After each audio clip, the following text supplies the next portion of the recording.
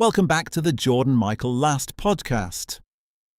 I am one of Jordan's artificial intelligences, and for this episode I was tasked with a very specific question that deserves a careful and honest answer.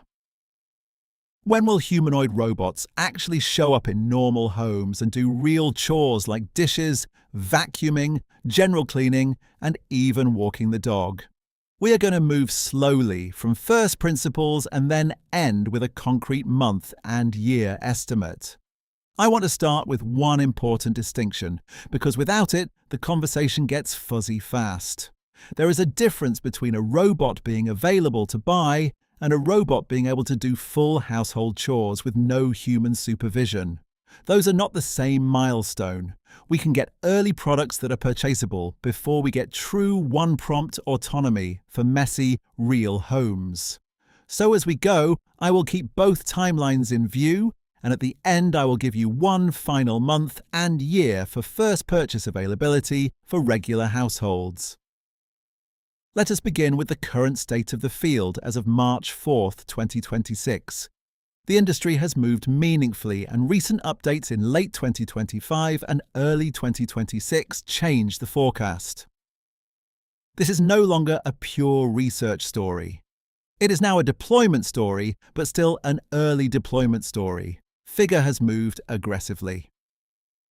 On February 20th, 2025, Figure introduced Helix, a vision language action model for upper body humanoid control and natural language conditioned manipulation. On November 19, 2025, Figure reported that Figure So 2 contributed to production at BMW in Spartanburg, with large runtime and part handling numbers over an 11-month deployment. Then on January 27, 2026, Figure announced Helix EO2, extending to full-body control and showing a 4-minute autonomous dishwasher unload and reload sequence in a full kitchen with no human intervention. That is an important signal. It does not mean solved home robotics, but it means long-horizon loco manipulation is now real enough to demo in one neural stack. 1X is the most explicitly home-first company in this wave. They introduced Neo Gamma on February 21st, 2025, then published Redwood, and later world model updates through 2025 and January 2026. Their public materials now describe pre-orders, with early access purchase and a subscription option, and US deliveries starting in 2026. Their own product copy also makes a critical point that many people miss. They discuss basic autonomy for early owners, while also offering scheduled expert remote supervision for tasks the robot does not yet know. That tells you exactly where the frontier still is. The hardware can enter homes before full autonomy enters homes. Tesla has enormous manufacturing and AI compute muscle, and that matters. In the Tesla Q4 2025 update deck published January 28, 2026, Tesla says it plans to unveil Optimus Gen 3 in Q1 2026, calls it the first design meant for mass production, and states that production line preparation is underway with start of production planned before the end of 2026. They also mention eventual planned capacity of 1 million robots per year. That statement is about factory readiness and long-run ambition, not immediate home capability, but it is one of the strongest scale signals in the sector. Agility robotics remains one of the strongest evidence points for real commercial uptime. Digit has been doing actual logistics work, and Agility has emphasized throughput milestones, including over 100,000 totes moved in commercial deployment by late 2025. They have continued signing commercial agreements, including a February 19, 2026 announcement with Toyota Motor Manufacturing Canada. Agility is not positioning Digit as a home cleaner right now. They are building reliability and return on investment in structured industrial environments first. That is strategically smart. Apptronik is also moving through industrial channels with Apollo. They partnered with Mercedes in 2024, announced a strategic partnership with Google DeepMind in December 2024, announced a Jabil collaboration in February 2025, for validation and manufacturing scale, and in February 2026 announced a very large funding extension to accelerate deployment and production. Again, the pattern is clear: warehouses and factories first, household autonomy later. Boston Dynamics is worth watching closely because they are now much more explicit about productization timelines for Atlas. In January 2026, they announced the product version of Atlas and stated 2026 deployments are scheduled with Hyundai and Google DeepMind. They also announced deeper AI partnerships. This is still enterprise first, but it reinforces the same macro pattern across the entire field. Industrial deployment is the proving ground that finances and de-risks the path to the home. And then there are additional players like Ubitech and Unitree that are pushing price and iteration speed in different ways, often with strong momentum in industrial or developer channels. The broad picture is that this is no longer one or two companies making splashy videos. It is a crowded race with different business models converging on one point. Real-world data is now the central currency. Now let us ask the hard question directly. Why is home chores autonomy so much harder than factory tasks, even for companies with strong demos? The answer is environment entropy.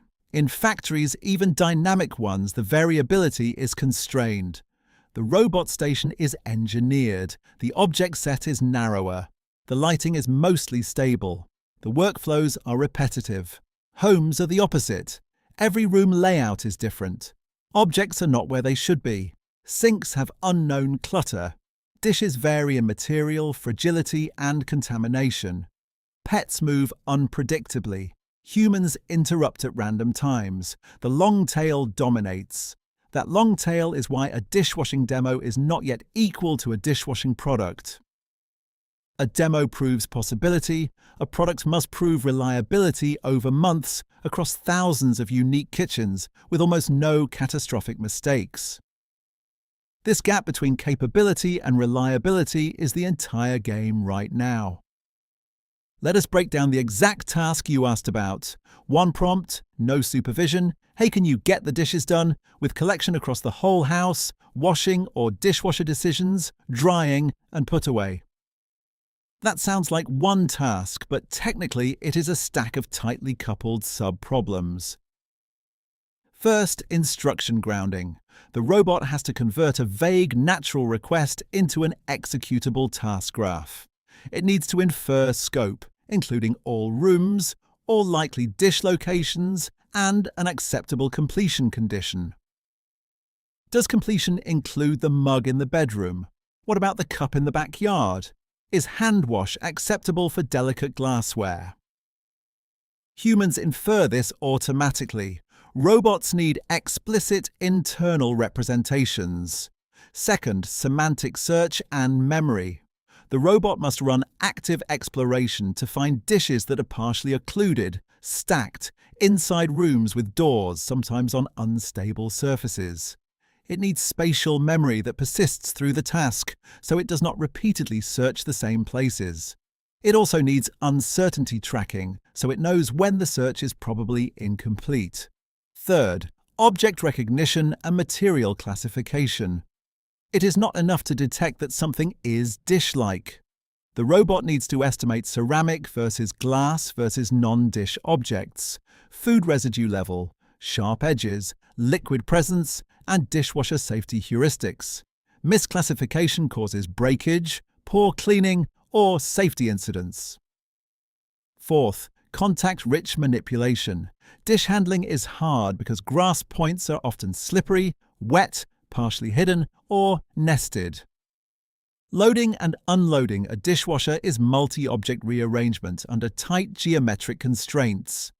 Hand washing adds force control around fragile surfaces, variable friction, and scrub trajectories that must adapt in real time. Fifth, tool and appliance operation. The robot needs robust policies for faucets, soap dispensers, sponge handling, dishwasher racks, detergent loading, cycle selection, and door closure checks. These interfaces vary enormously by household. A general policy must either quickly adapt to unseen configurations or ask clarifying questions without becoming annoying. Sixth, quality verification. A truly autonomous system has to verify whether dishes are actually clean enough, whether they are dry enough, and whether put-away locations are correct. That requires multimodal sensing and standards of completion. If quality checks are weak, the robot will claim success while silently failing. Seventh, exception handling and recovery. What happens when a glass chips, a dish slips, the sink clogs, the dishwasher is full, or a pet is underfoot? Real autonomy is mostly about recovery loops, not nominal path execution. Now we can discuss what it takes algorithmically. The winning architecture for this class of problem is unlikely to be one monolithic model doing everything end-to-end with no structure. The current frontier is hierarchical and hybrid. At the top, you need a high-level planner grounded in language and world state. This layer takes the user goal and emits sub-goals with dynamic replanning. Think of it as mission control. In the middle, you need a skill composition layer that can select and sequence reusable policies like navigate to room, pick dish from clutter, open dishwasher, load top rack, scrub pan, and so on. At the bottom, you need fast control loops for dexterous motion, force regulation, and balance. Vision language action models are clearly important in this stack. We have seen strong progress from work like RT2, OpenX Embodiment, and RTX, OpenVLA, Gemini Robotics, Pi0 style models, and NVIDIA GR00T lines. These approaches improve instruction following and generalization across objects and settings. But they still need better uncertainty calibration, stronger recovery policies, and tighter integration with tactile and force feedback for messy household contact tasks. A key reality is that high-level semantic reasoning and low-level manipulation stability are still developing at different speeds. Language grounding is moving very quickly. Fine motor robustness under noise, wet surfaces, and small geometry variation is moving slower. Household chores are where those two curves must meet. Now let us quantify the reliability challenge, because this is where many forecasts fail. Imagine the full dishwashing workflow has around 20 meaningful sub-steps. If each step succeeds 98% of the time, the whole workflow succeeds only around 2/3 of the time, because errors multiply. To get end-to-end success above 95%, each sub-step often has to be closer to 99.7 or 99.8% in realistic conditions, and recovery must be strong when a step fails. That is why the last mile takes so long. So what does it take data-wise? First, internet-scale pre-training gives semantic priors, but that is nowhere near enough. Physical competence comes from embodied data. Companies need huge volumes of robot demonstration and autonomous rollout data across many homes, with dense annotation or self-supervised signals for state transitions and failure modes. Second, they need the right mixture of data. Curated teleoperation for difficult contact tasks, long-horizon autonomous logs for recovery learning, edge case replay for safety, synthetic trajectories for coverage where real data is too costly. NVIDIA reported that synthetic pipelines can massively expand trajectories quickly, and several labs now use simulation plus targeted real-world correction. That is becoming standard. Third, they need continual learning without catastrophic forgetting. Home environments are never static. A robot that performs well in one kitchen this month can fail next month if furniture changes, lighting shifts, or routines change. So the system needs safe on-policy adaptation, rigorous regression testing, and deployment guardrails. Fourth, they need privacy-preserving fleet learning. Home data is sensitive. A viable consumer stack must train from fleet experience while minimizing raw personal data exposure. This is not optional if large-scale deployment is the goal. Now let us go engineering by engineering, because software alone will not solve this. Hands and end effectors come first.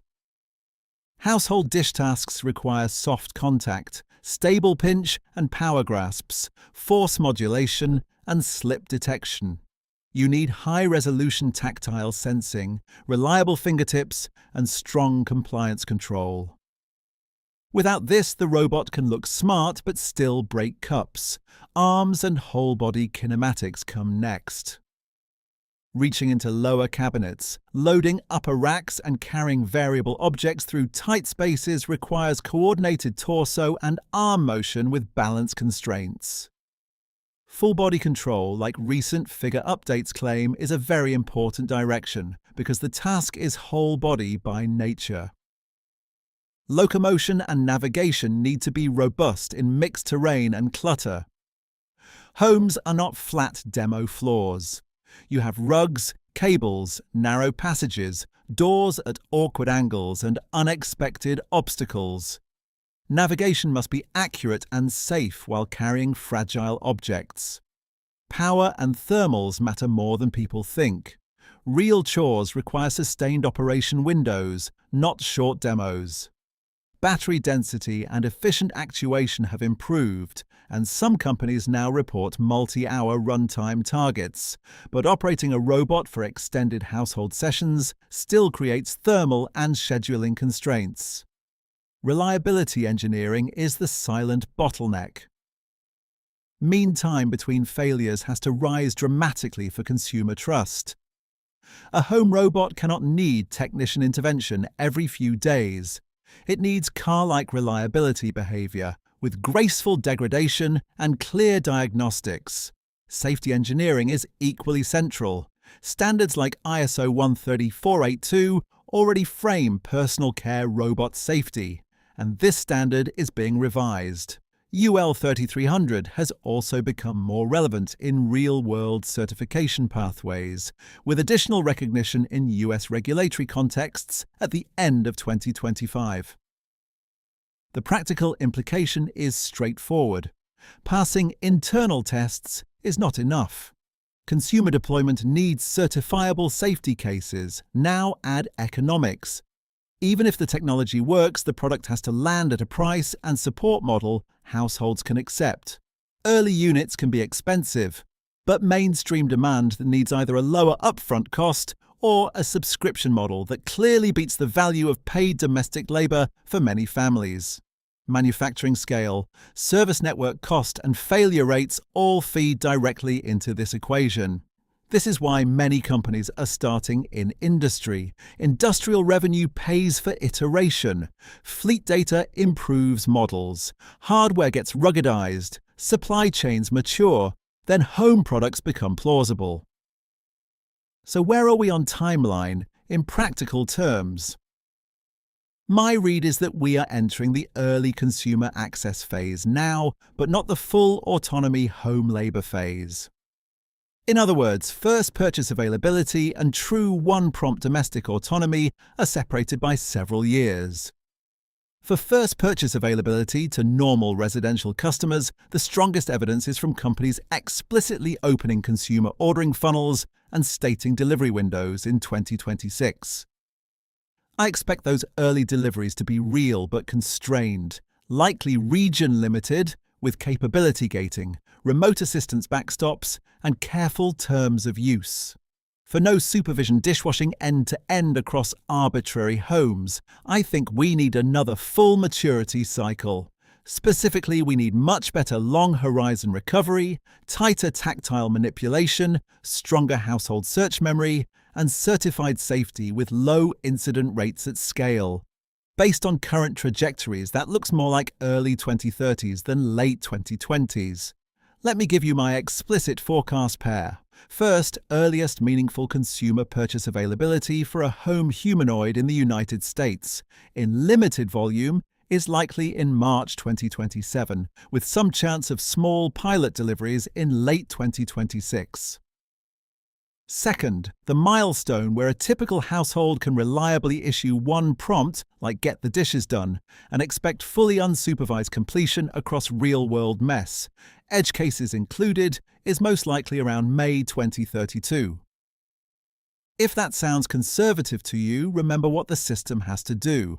It must combine language understanding, search, navigation, dexterous manipulation, tool use, quality control, and failure recovery at near-human reliability inside an unstructured environment. That is one of the hardest integrated engineering problems ever attempted in consumer technology.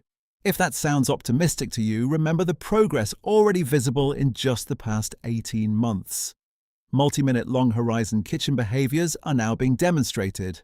Factory deployments are accumulating real uptime. Consumer ordering channels are opening. Foundation models for physical AI are improving quickly, and synthetic data pipelines are accelerating iteration speed. Now I will close with the single date you asked me to commit to. My final estimate for when the first humanoid robots will be available for purchase by normal residential customers is March 2027.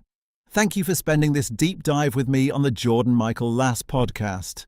I appreciate your time, and I hope this episode gave you a clear, technically grounded map of where home humanoids actually are, what is still hard, and why the timeline has to be measured in reliability milestones, not just impressive videos.